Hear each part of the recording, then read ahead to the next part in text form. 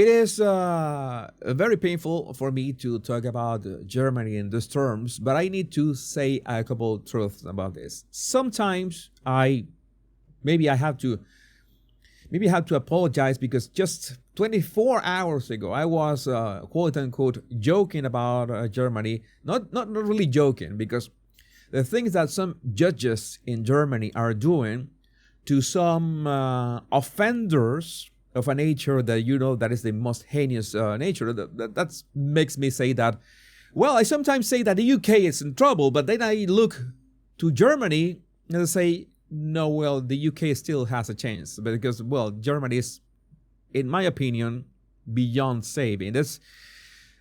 By this point, you might already know that there was this incident that a driver plowed into a crowd in Munich, Germany, at least 20 injured. I think that it was up to 28. The last numbers that I heard, some children in there. The suspect, a 24-year-old Afghan asylum seeker, is in custody. Germany, you have 4 problems. Okay, I tweeted this. Germany is essentially lost. I have to say, I'm really sad to say this. Berlin used to be one of my favorite cities in the world. You know that I love Berlin's history, architecture.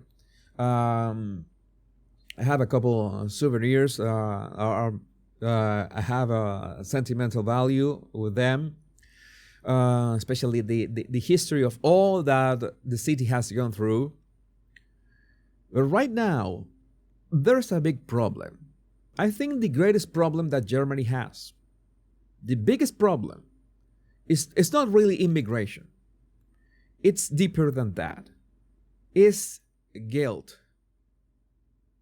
I have said this a couple times in my shows, but I'm going to state it very bluntly right now. There's this self-imposed guilt that has lasted decades after the vegan painter was, let's say, there's nothing left of the vegan painter himself, and let's say that his legacy is just sparks here and there, but shouldn't be much of a big deal, especially in this era of humanity. But it's like this guilt, this collective guilt that they have self-imposed, that don't let Germans move forward. And the worst part is that this has expanded to all Europe. Like, we don't want anything that remotely is patriotic or nationalist. No, we cannot do that here.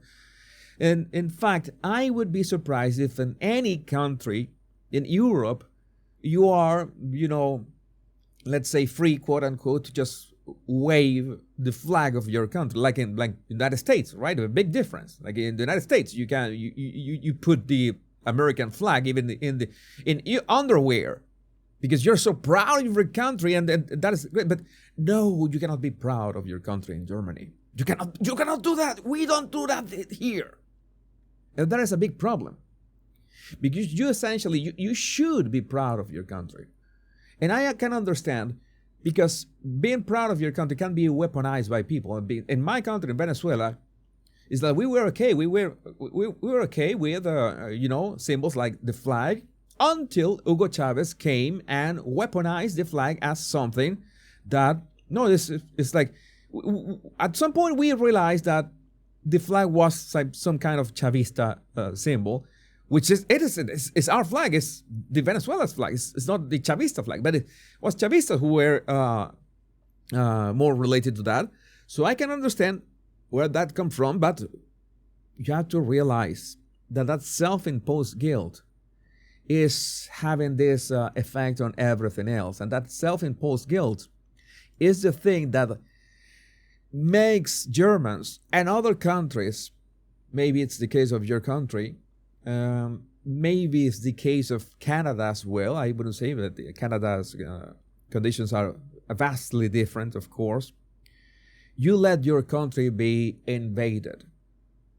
And we know that this comes from Angela Merkel in a big way. I tweeted, Germany is lost between the unresolved guilt from World War II, the absurd, by the way, absurd anti-nuclear stance.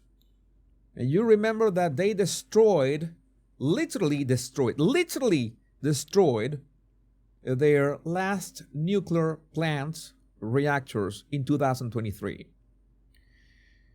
Because, yeah, they somehow, I don't know, it's like they are in this suicide spiral that I cannot understand how a country can do this. The indiscriminate open borders and the grueling torture of every entrepreneur. Well, ask any entrepreneur in Europe. This is not only in Germany. In Europe, if you're an entrepreneur, if you're a German entrepreneur in Germany, you're essentially F up. If you are a French entrepreneur in France, you're essentially F up. Some countries more than others, but so many regulations, and especially one of the worst things that they are, which is the tall poppy syndrome.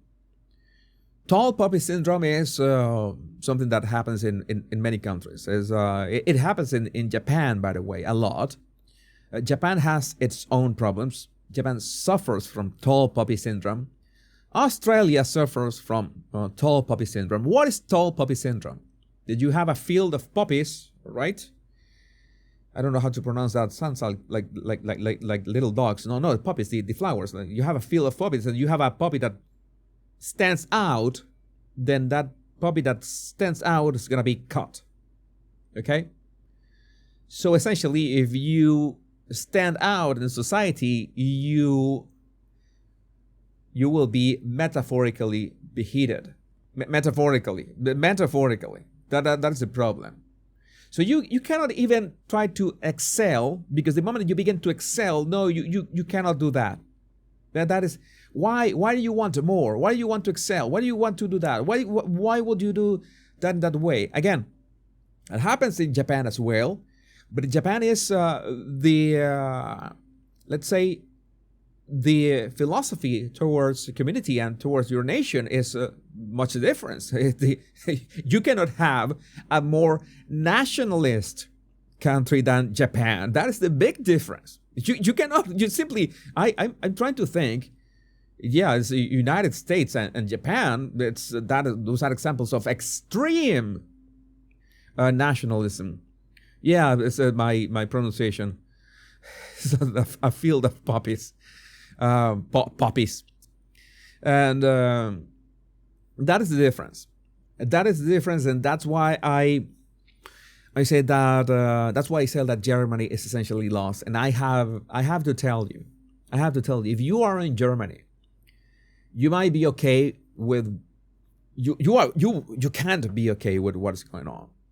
Okay, you want to save your country, but sometimes you need to look at things in a, let's say, with a clear-headed way, and realize that maybe you want to fight for your country, you don't want to leave your country. But I thought the same, but sometimes you have to make decisions, because you cannot do it by yourself, and you